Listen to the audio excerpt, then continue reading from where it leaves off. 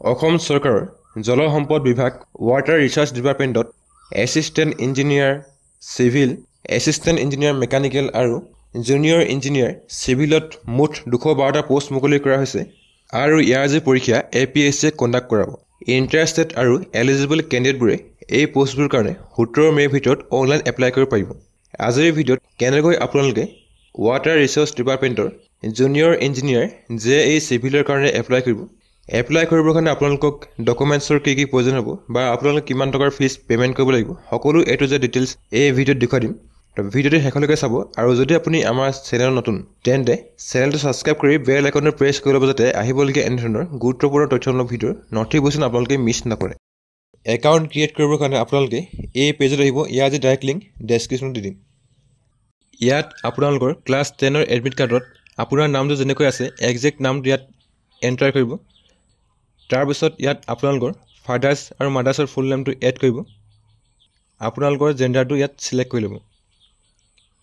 ইয়াত আপোনালোকৰ এটা এক্টিভ ইমেইল ID আৰু এটা এক্টিভ মোবাইল নম্বৰ এড কৰি আপোনালোকৰ 10ৰ এডমিট কাৰ্ডৰ ডেট অফ বাৰ্থ যেনেকৈ আছে কেলেণ্ডাৰৰ পৰা আপোনালোকে ডে, মন্থ আৰু ইয়াৰটো ছিলেক্ট কৰি ল'ব। ইজ পাৰ্মানেণ্ট ৰেচিডেণ্টছ অফ আছামত য়েছ ছিলেক্ট কৰিব। তাৰপিছত আপোনালোকৰ যিটো কেটেগৰী বা কাষ্ট লিষ্টৰ পৰা আপোনালোকে ছিলেক্ট কৰিব। Person with benchmark disability 40% or এবভত ন' ছিলেক্ট কৰিব বা যদি আপোনালোকৰ কিবা ডিচেবিলিটি আছে তেন্তে ইয়াত আপোনালোকে য়েছ ছিলেক্ট কৰিব পাৰে। পাৰ্মানেণ্ট এড্ৰেছত আপোনালোকৰ আধাৰ কাৰ্ডত যিটো এড্ৰেছ দিয়া আছে ইয়াত আপোনালোকে ভৰাই দিব। তাৰপিছত আপোনালোকৰ যিখন হোম ডিষ্ট্ৰিক্ট লিষ্টৰ পৰা ছিলেক্ট কৰিব আৰু আপোনালোকৰ এৰিয়াৰ পিনক'ডটো ইয়াত এণ্টাৰ কৰিব। তাৰপিছত ইয়াত আপোনালোকে ইয়াত 8 ডিজিটৰ এটা পাছৱৰ্ড ক্ৰিয়েট কৰি কনফাৰ্ম কৰিব আৰু আপোনালোকৰ মোবাইলত যিটো কেপচা কোড শ্ব' কৰিব ইয়াত এণ্টাৰ কৰি জেনেৰেট OTPত ক্লিক কৰিব। আপোনালোকৰ মোবাইলত এটা 6 ডিজিটৰ OTP আহিব। ইয়াত OTP এণ্টাৰ কৰি ৰেজিষ্টাৰ বুটানত ক্লিক কৰিব। তাৰপিছত আপোনালোকৰ একাউণ্ট ছাকচেছফুলি ক্ৰিয়েট হৈ যাব। ইয়াত আপোনাৰ ইমেইল ID বা মোবাইল নম্বৰ এণ্টাৰ কৰি আপোনালোকে যিটো পাছৱৰ্ড ক্ৰিয়েট কৰিছিলে ইয়াত এড কৰিব আৰু কেপচা কোড ফিল কৰি লগ ইন বুটানত ক্লিক কৰিব। তাৰপিছত আপোনালোকৰ ডাছবৰ্ডটো খোল খাই আহিব। প্ৰথমতে ইয়াত আপোনালোকে প্ৰফাইল ক্ৰিয়েট কৰিব লাগিব। তাৰ কাৰণে ষ্টেপ 1 প্ৰফাইল ক্ৰিয়েশ্যন অৰ আপডেটত ক্লিক কৰিব। আপোনালোকৰ ইনফৰমেশ্যনৰ পেজটো পপআপ হৈ আহিব। ইয়াত আপোনালোকে অ'কেত ক্লিক কৰিব। আইডেণ্টিটি প্ৰুফৰ কাৰণে আপোনালোকে যিকোনো এখন ডকুমেণ্ট ছিলেক্ট কৰিব লাগিব। তাৰ কাৰণে Aadhaar card, driving licence, PAN card, passport বা ভোটাৰ ID যিকোনো এখন ছিলেক্ট কৰিব পাৰে। যদি আপোনালোকৰ আধাৰ কাৰ্ড আছে তেন্তে আধাৰ কাৰ্ড ছিলেক্ট কৰি ল'ব। তাৰপাছত ইয়াত আপোনালোকৰ আধাৰ কাৰ্ডৰ লাষ্ট 4 ডিজিট এণ্টাৰ কৰিব আৰু কনফাৰ্মেশ্যনৰ কাৰণে আপোনালোকে ইয়াত ৰি-এণ্টাৰ কৰিব। তাৰপিছত পাৰ্চনেল ডিটেইলছৰ পেজটো এক্সপ্লেইন কৰিব। ইয়াত আপোনালোকৰ যিমান পাৰ্চনেল ডিটেইলছ আছে গোটেই ডিটেইলছবোৰ অট'মেটিকলি ফেচ হৈ আহিব। ইয়াত আপোনালোকে যদি আপোনাৰ অল্টাৰনেটিভ মোবাইল নম্বৰ আছে তেন্তে অল্টাৰনেটিভ মোবাইল নম্বৰ এড কৰিব পাৰে। তাৰপিছত এজ প্ৰুফৰ কাৰণে আপোনালোকে যিকোনো এখন চাৰ্টিফিকেট চুজ কৰিব লাগিব। তাৰ কাৰণে ক্লাছ 10ৰ পাছ চাৰ্টিফিকেট, এডমিট কাৰ্ড বা মাৰ্কশ্বিট বা higher secondary pass certificate, admit card বা মাৰ্কশ্বিট যিকোনো এখন ডকুমেণ্ট ছিলেক্ট কৰি ল'ব। তাৰপিছত কেটেগৰী ছেকশ্যনটো এক্সপ্লেইন কৰিব। চাৰ্টিফিকেট নম্বৰত আপোনালোকৰ যিটো চাৰ্টিফিকেট নম্বৰ ইয়াত আপোনালোকে এড কৰিব। তাৰপিছত ইছ্যু অথৰিটিত ডেপুটি কমিশ্যনাৰ আপোনালোকে ভৰাব পাৰে। ইছ্যু অথৰিটিত ডেপুটি কমিশ্যনাৰ এড কৰিব পাৰে। ডেট অফ ইছ্যুত আপোনালোকৰ কাষ্ট চাৰ্টিফিকেট যিটো ডেটত ইছ্যু কৰা হৈছিলে ইয়াত আপোনালোকে ডে, মন্থ আৰু ইয়াৰটো কেলেণ্ডাৰৰ পৰা চুজ কৰি ল'ব। তাৰপিছত এড্ৰেছ ডিটেইলছ ছেকশ্যনটো এক্সপ্লেইন কৰিব। ইয়াত আপোনালোকৰ যিটো পাৰ্মানেণ্ট এড্ৰেছ অট'মেটিকলি ফেচ হৈ আহিব। যদি আপোনালোকে এডিট কৰিব বিচাৰে তেন্তে এডিট কৰিব পাৰে। তাৰপিছত আপোনালোকে ছেভ এণ্ড নেক্সটত ক্লিক কৰিব আৰু আপোনালোকৰ যি পাৰ্চনেল ডিটেইলছ ছাকচেছফুলি ছেভ হৈ যাব। তাৰপিছত আপোনালোকৰ আদাৰ ডিটেইলছ পেজটো খোল খাই আহিব। RUNX ছাৰ্ভিচ পিনত ন' ছিলেক্ট কৰিব। RU debarred from any examination and or selection conduct by the UPSC or any state public service commissioner no' select কৰিব। Have you ever been debarred from applying for any government পষ্টত no' select কৰিব। Are you BPL certificate holder?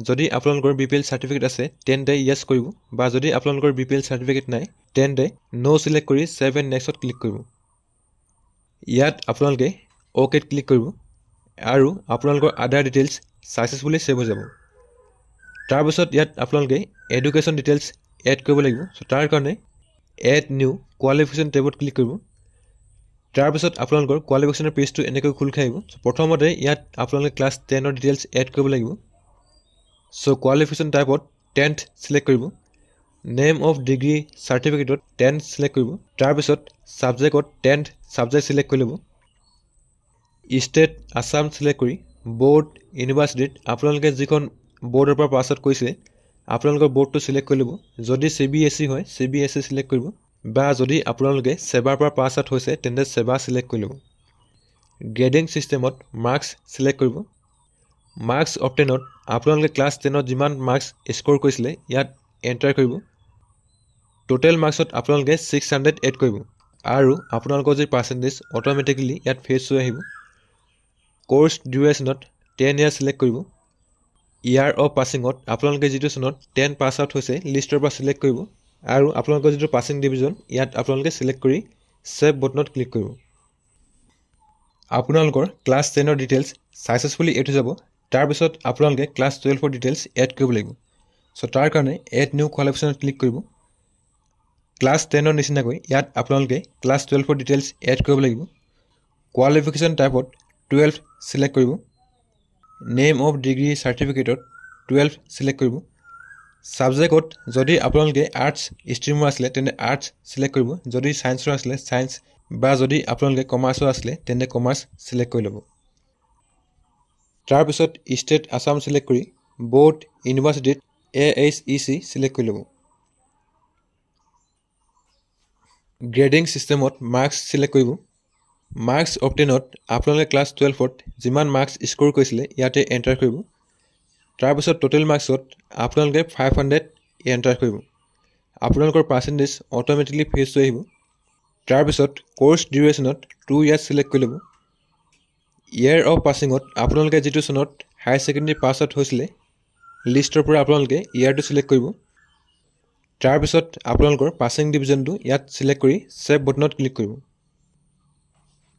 ইয়াত আপোনালোকে OK ত click কৰিব আৰু আপোনালোকৰ class 10 ৰ নিচিনাকৈ ক্লাছ 12 ৰ ডিটেইলছ সাকসেসফুলি এড হৈ যাব তাৰ পিছত জাৰ্নাল এন্ট্ৰিজ আৰু এৱাৰ্ড এন্ট্ৰিজত নো সিলেক্ট কৰি নেক্সট বটনত ক্লিক কৰিব তাৰ পিছত আপোনালোকৰ ওয়াৰ্ক এক্সপেৰিয়েন্স ডিটেইলছ পেজটো খুল খাইব do you have any work experience in private government or semi government organisation ইয়াত আপোনালোকে নো সিলেক্ট কৰি নেক্সট বটনত ক্লিক কৰিব ইয়াত OK ত ক্লিক কৰিব আৰু আপোনালোকৰ ওয়াৰ্ক এক্সপেৰিয়েন্স সাকসেসফুলি সেভ হৈ যাব তাৰ পিছত আপোনালোকৰ ডকুমেন্ট আপলোডৰ পেজটো খুল খাইব ইয়াত আপোনালোকৰ কাষ্ট সাৰ্টিফিকেট আইডেন্টিটি প্ৰুফ আৰু ডেট অফ বাৰ্থ প্ৰুফৰ সাৰ্টিফিকেট আপলোড কৰিব লাগিব সো ইয়াত আপোনালোকৰ গোটেই সাৰ্টিফিকেট কিখন 5 MB ভিতৰত PDF ফৰমেট বনাই আপোনালোকে 1 by 1 আপলোড কৰিব তাৰ পিছত ইয়াত আপোনালোকৰ এখন পাছপোৰ্ট সাইজ ফটো আৰু এটা সিগনেচাৰ আপলোড কৰিব লাগিব পাছপোৰ্ট সাইজ ফটোৰ যি ডাইমেনশন 200 পিক্সেল হাইট আৰু 150 পিক্সেলছ উইথ হ'ব লাগিব 200 KB ভিতৰত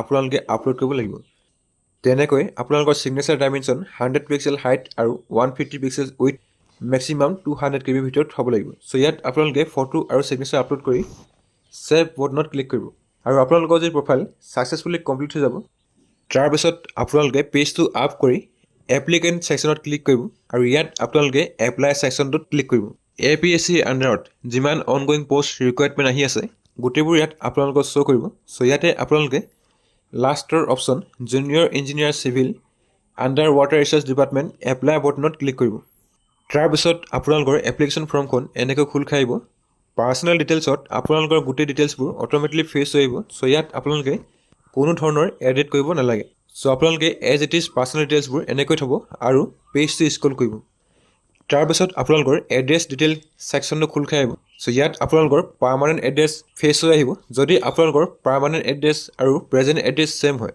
তেন্তে আপোনালোকে চেক বক্সত ক্লিক কৰিব আৰু আপোনালোকৰ যি পাৰ্মানেন্ট এড্ৰেছ প্ৰেজেন্ট এড্ৰেছত অটোমেটিক্যালি ফেচ হৈ আহিব বা যদি আপোনালোকৰ প্ৰেজেন্ট এড্ৰেছ আৰু পাৰ্মানেন্ট এড্ৰেছ ডিফাইন হয় তেন্তে ইয়াত আপোনালোকে ডিফাইন প্ৰেজেন্ট এড্ৰেছ এড কৰিব পাৰে আদাৰ ডিটেইল সেকশনত আদাৰ ডিটেইলছ ছেকশ্যনত are you an employ of the state government of আছামত ন' চিলেক্ট কৰিব আৰু পেজটো স্ক্ৰল কৰিব। তাৰপিছত ইয়াত আপোনালোকৰ ডিপ্ল'মাৰ এডুকেশ্যন ডিটেইলছ এড কৰিব লাগিব। নেম অফ ডিগ্ৰী চাৰ্টিফিকেটত ডিপ্ল'মা ইন ইঞ্জিনিয়াৰিং চিলেক্ট কৰিব। ছাবজেক্টত চিভিল ইঞ্জিনিয়াৰিং চিলেক্ট কৰি এড নিউ কোৱালিফিকেশ্যনত ক্লিক কৰিব। তাৰপিছত আপোনালোকৰ এডুকেশ্যন ডিটেইলছ পেজটো এনেকৈ খোল খাই আহিব। ইয়াত আপোনালোকে ষ্টেট আছাম চিলেক্ট কৰিব। তাৰপিছত বৰ্ড ইউনিভাৰ্চিটিত SCTE state council for technical education select কৰি ল'ব। তাৰপিছত আপোনালোকে মাৰ্কিং ছিষ্টেম চিলেক্ট কৰিব লাগিব। মাৰ্কিং ছিষ্টেমত CGPA চিলেক্ট কৰি ল'ব।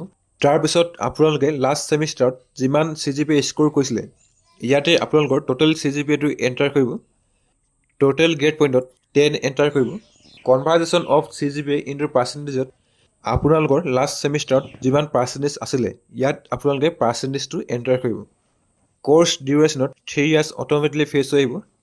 তাৰপিছত ইয়াত আপোনালোকৰ ইয়াৰ অফ পাছিং আৰু পাছিং ডিভিজনটো লিষ্টৰ পৰা আপোনালোকে চিলেক্ট কৰি ল'ব।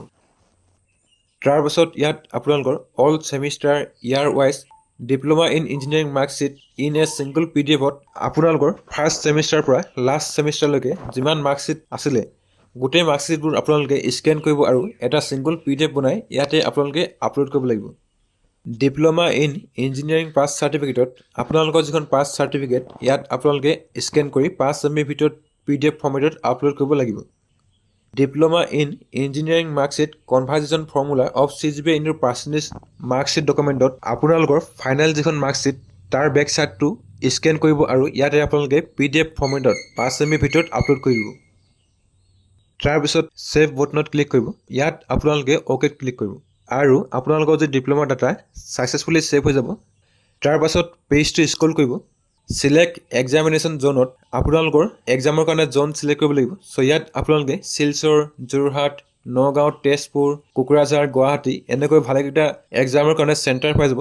যিটো এক্সাম চেণ্টাৰ আপোনালোকৰ কাৰণে সহজ হ'ব সেই চেণ্টাৰটো আপোনালোকৰ সুবিধা অনুসৰি আপোনালোকে লিষ্টৰ পৰা চিলেক্ট কৰিব।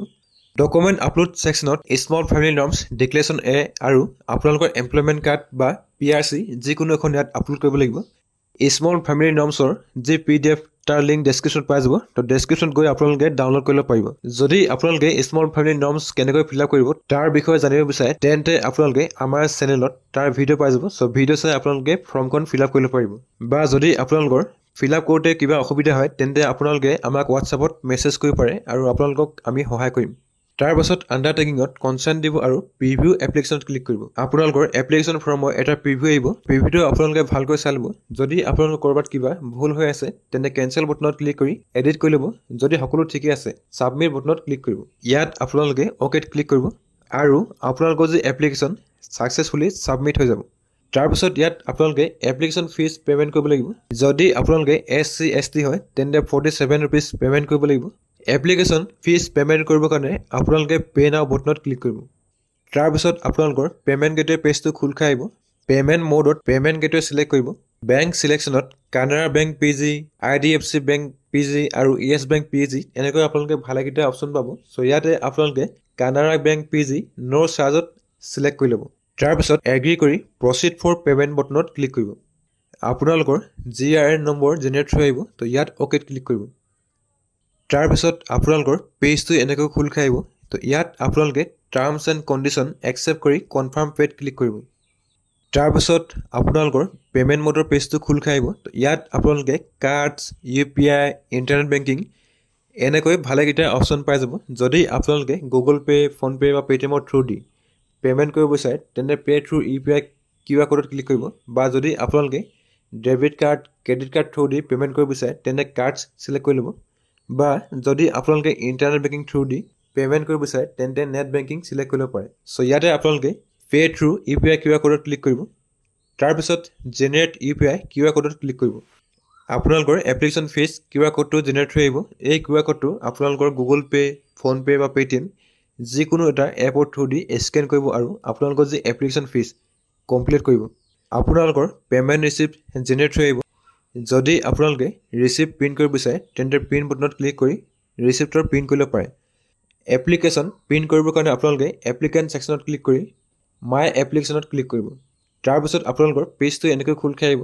ইয়াত আপোনালোকে ভিউ এপ্লিকেশ্যনত ক্লিক কৰিব আৰু আপোনালোকৰ যে এপ্লিকেশ্যন জেনেৰেট হৈ আহিব প্ৰিণ্ট এপ্লিকেশ্যনত ক্লিক কৰি আপোনালোকৰ এপ্লিকেশ্যনৰ এটা প্ৰিণ্ট আউট কৰি ল'ব যদি আপোনালোকৰ প্ৰিণ্টাৰ নাই তেন্তে আপোনালোকে ছেভ কৰি ল'ব পাৰে এনেকৈ আপোনালোকে অসম চৰকাৰৰ জল সম্পদ বিভাগ বা ৱাটাৰ ৰিচোৰ্চ ডিপাৰ্টমেণ্টৰ যে এই ভেকেঞ্চি মুকলি কৰা হৈছে তাৰ কাৰণে নিজৰ মোবাইলৰ পৰা অনলাইন এপ্লাই কৰিব পাৰিব চ' আজিৰ ভিডিঅ'ত ইমানেই আছিল ভিডিঅ'টো প্ৰথমবাৰ শেষলৈকে চোৱাৰ কাৰণে ধন্যবাদ